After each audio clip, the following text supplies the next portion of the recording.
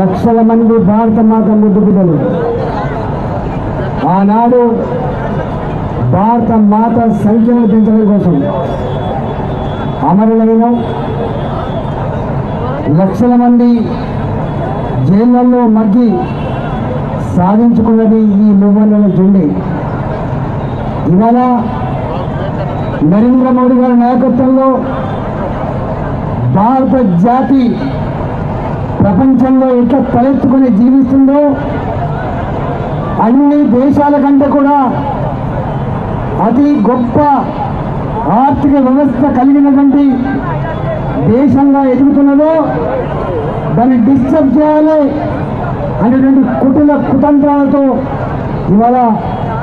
దుర్మార్గులు మన మీద దాడి చేస్తే దానికి దీటుగా ఎట్లా జవాబు చెప్పినామో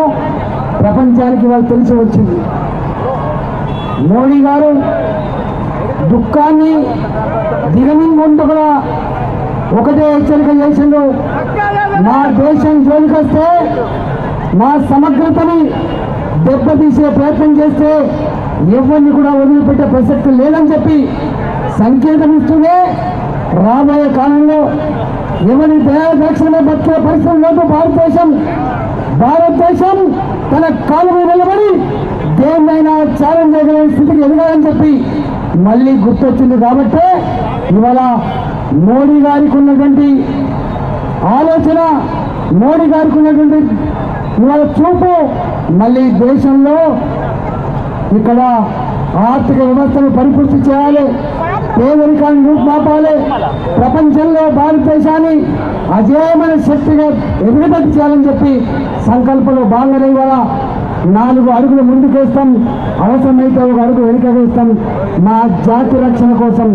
మా సార్వభౌమత్వ రక్షణ కోసం నేను ఎక్కడ రాజీపడే ప్రసక్తి లేదని చెప్పి ఇవాళ మోడీ గారికి అండగా 140 కోట్ల ప్రజానికి ఇలా అండగా ఉండాలని చెప్పి తెలియజేస్తూ ఇవాళ భారతదేశ రక్షణలో మన వీర సైనికులు తమ కుటుంబాన్ని వదిలిపెట్టి 140 కోట్ల ప్రజల రక్షణనే దేవుగా పనిచేస్తూ అందులో అమరులైనటువంటి అమరులందరూ కూడా జోహార్లు అర్పిస్తూ మన గడ్డ బిడ్డ మురళీనాయక్ కూడా ఆ వీర జవాన్గా ఉన్నందుకు తెలుగు జాతి గర్వపడుతూ వారికి జోహార్లు అర్పిస్తూ భారత్ మాతాకి